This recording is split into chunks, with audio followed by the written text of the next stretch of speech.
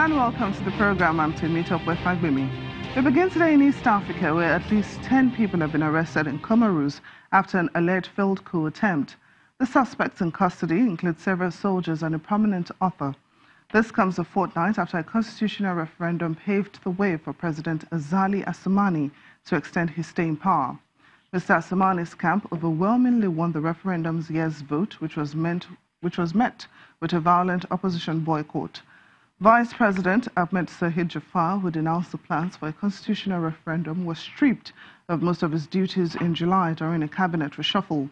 The country has suffered over 20 coups since independence in the 1970s. In South Africa, the Justice Minister says the country will begin to investigate allegations that state attorneys defrauded the government of billions of dollars by deliberately losing cases.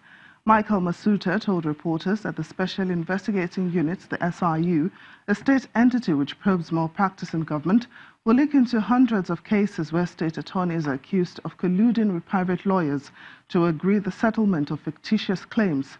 He says the investigation will help the Department of Justice to lay to rest concerns that have been raised.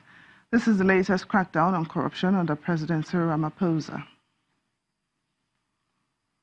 Let's get more on the story from our South African Bureau Chief, Betty Dibia. Betty, what more can you tell us about the government's probe on state attorneys in South Africa? Yes, well, first I'll just give you the Office of the State Attorney in South Africa provides legal services for the national departments as well as provincial departments, which is why you have them in all the 9 provinces where this probe is going to happen.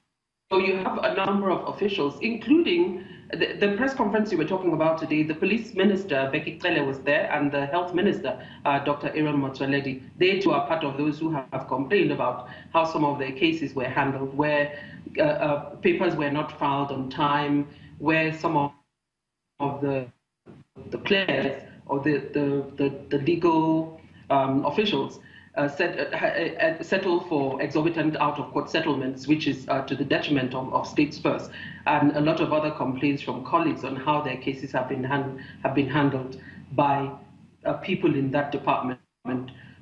So, following all these allegations of underhanded practices, the president now gave that proclamation that the SI unit should investigate these issues. The SI unit, of course, has come out to say that it will take about 12 months because the probe is going to touch all the 9 provinces of the country. And the Minister for Justice, that's Michael Masuta, I beg your pardon, says beyond that, the investigation of the SIU, you're still going to have disciplinary proceedings as well, and some other measures that the government is hoping to reduce incidents like that. Now, looking at history of government probes in South Africa, how optimistic are citizens that this one will be transparent and that defaulters will indeed be punished? They're hoping. That's all they can do is hope, as the president is trying to get the people to see, next year is election year, so he has to do as he's saying. So in this particular case, people are hoping, and people are being called by the SIU as well as the Justice Minister Michael Masuta, calling people who have evidence, who have information to give the SIU during this investigation, which I've been told will last about 12 months, to come forward in order to help the investigation. They can only hope, really.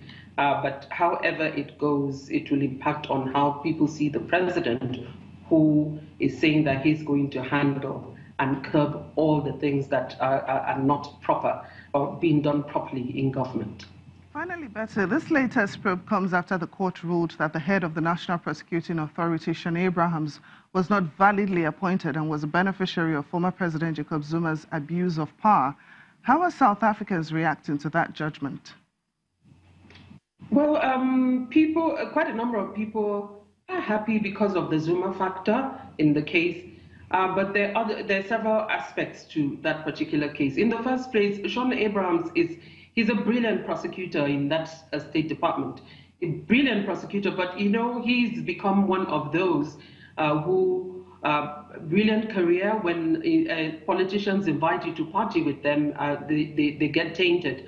But he's happy that in that judgment, his capability to hold office was not questioned, but the issue of abuse of power is where he was mentioned. But people are happy, and another aspect of it, people are hoping that the issue of his predecessor, that's Kolisi Mwasana, who was relieved of office, but was given a golden handshake of about 17.3 million rand. That's about 519 million naira to vacate his office. You know, in that judgment by the Constitutional Court, he was asked to return 10 million. He's reluctant, and he's pointing fingers at his own predecessor, Pusipikoli, who left office and was paid according to the law.